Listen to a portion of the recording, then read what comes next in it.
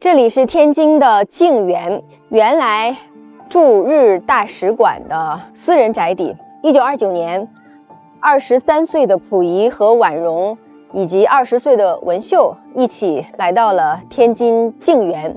溥仪把原来的名字乾园改名为静园，希望在这里能够静观天下。但是静园不静，他们三人在这里也发生了历史上惊天动地的故事。我们一起走进去看一看。这是一座并不显眼的小洋楼，灰色的砖墙，规整的窗户，花园也不算宽阔。如果你第一次走进这里，很难想象他曾经住过中国历史上最后一位皇帝。相比紫禁城的红墙金瓦，这里显得克制安静，甚至有一点普通。可正是这种普通，让人心里产生出一种强烈的落差感。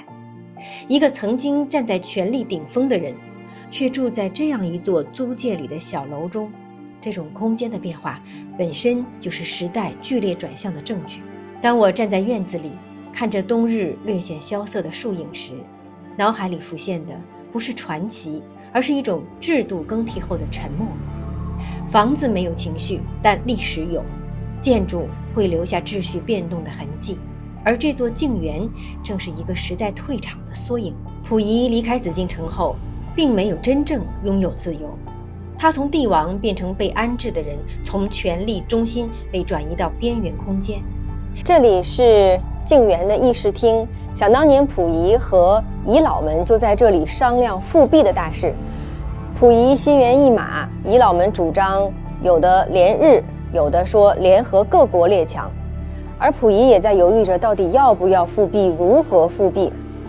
这个时候日本的人呢，先是送折扇来暗示，后来呢，日本的土肥原直接明示说承诺溥仪日本会用军队保佑他复辟成功。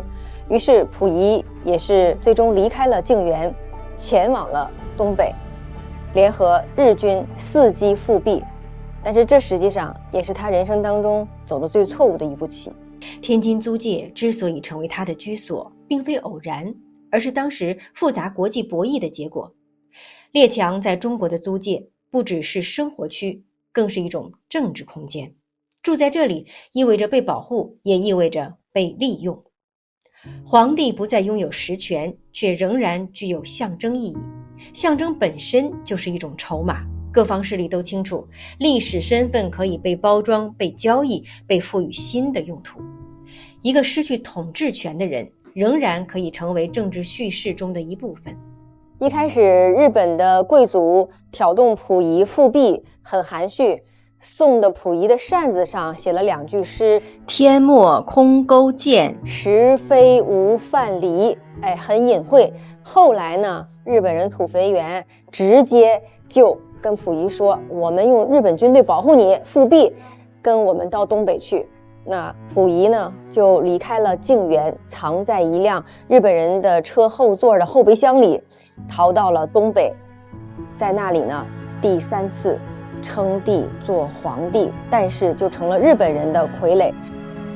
站在这座小楼前，你会意识到个人的命运从来都不完全属于自己。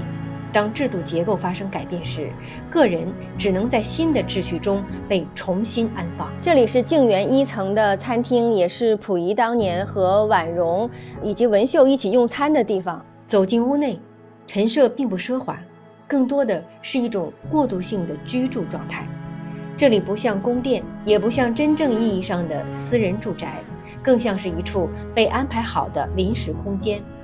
静园1层的这间客房是淑妃文秀的卧室。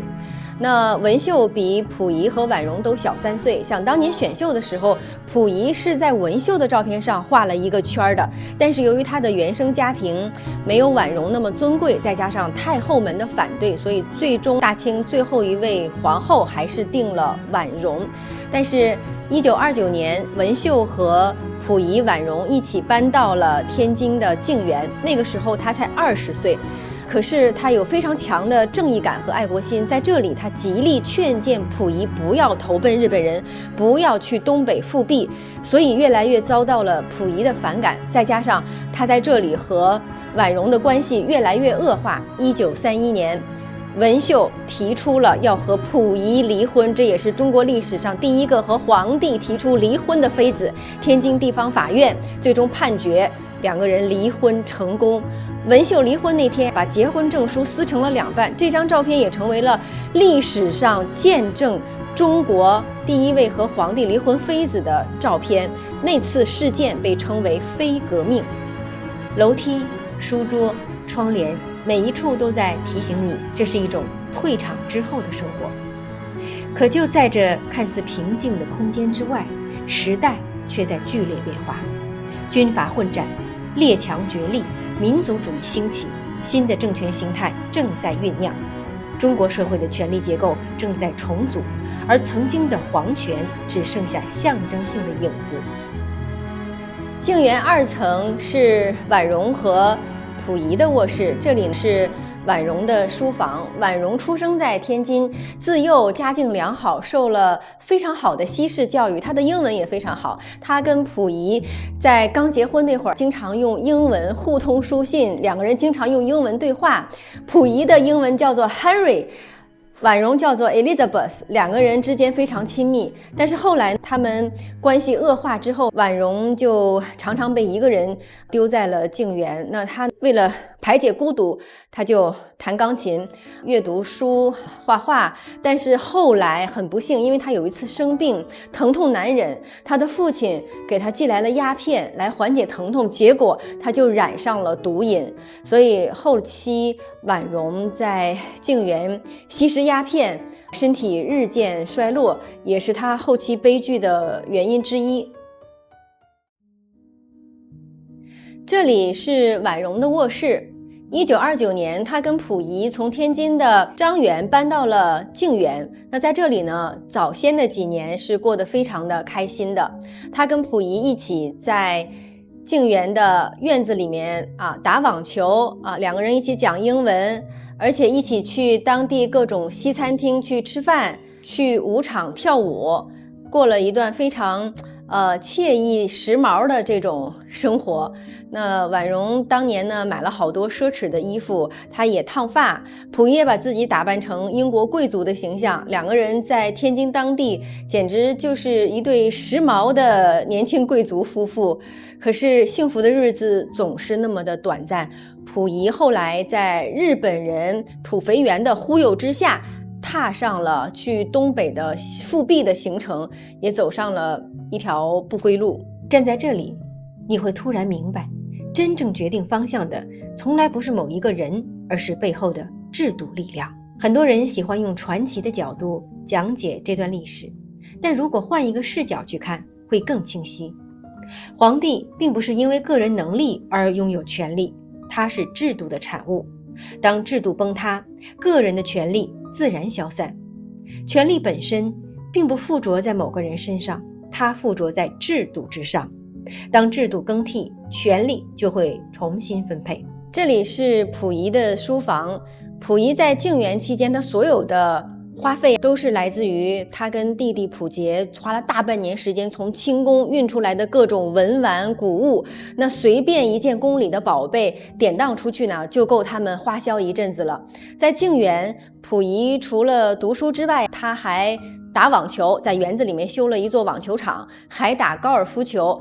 他跟婉容经常出去吃各种各样的西餐，两个人还看电影，还烫头，非常的时髦。在外人眼中，这对经常登报的明星夫妇过得是非常的幸福，可是溥仪心中却时常的痛苦纠结。刚刚20几岁的他风华正茂，时时刻刻的想着复辟，重新登上皇帝的宝座。这里是溥仪的卧室，他的卧房呀，比皇后婉容和淑妃文秀都要大一些。在他的忏悔录当中，溥仪说到，他最大的问题就是封建余孽，让他从来没有认为夫妻关系是平等的。在他眼中呢，妻妾和他的关系是主奴之间的关系。静园之所以值得参观，不在于它见证了一个落魄的末代皇帝，而在于它提醒我们制度更替的力量有多强大。历史中的许多巨变并不是情绪推动的，而是结构推动的。当新的秩序建立时，旧的象征只能被保留、被安置，甚至被重新定义。静园3层啊，原来是溥仪的侍卫们站岗的地方，现在已经不让游客参观了。但是我们现在往上看啊，可以看到它的顶层建筑是非常的漂亮的，是西班牙式和日式建筑的一个完美的结合。站在花园里再次回望这座楼，我想到的不是兴衰，而是时代如何安放个人。一个人曾经站在权力巅峰，却在新的结构中变成被安置的存在。这并不是简单的悲剧，而是制度转换的必然结果。历史不是对个人的奖惩，而是对制度的筛选。今天我们讨论宏观经济、国家能力、国际秩序时，常常容易把焦点放在某些人物身上，但真正决定方向的是更深层的制度逻辑。个人可以被推到舞台中央，也可能被安排到舞台边缘，而舞台本身才是关键。这座小楼并不宏伟，却安静地告诉我们一个事实：当时代转弯时，个人的命运会被重新书写，权力会转移，秩序会重建，象征会被重新定义。历史不是突然发生的，它在一座座房子里慢慢沉淀。当皇帝变成租客，故事并没有结束，而是进入了另一种叙事。静园不是终点，而是一个时代落幕时的过渡场景。站在这里，你会明白，真正值得思考的不是一个人的臣服，而是制度如何决定臣服。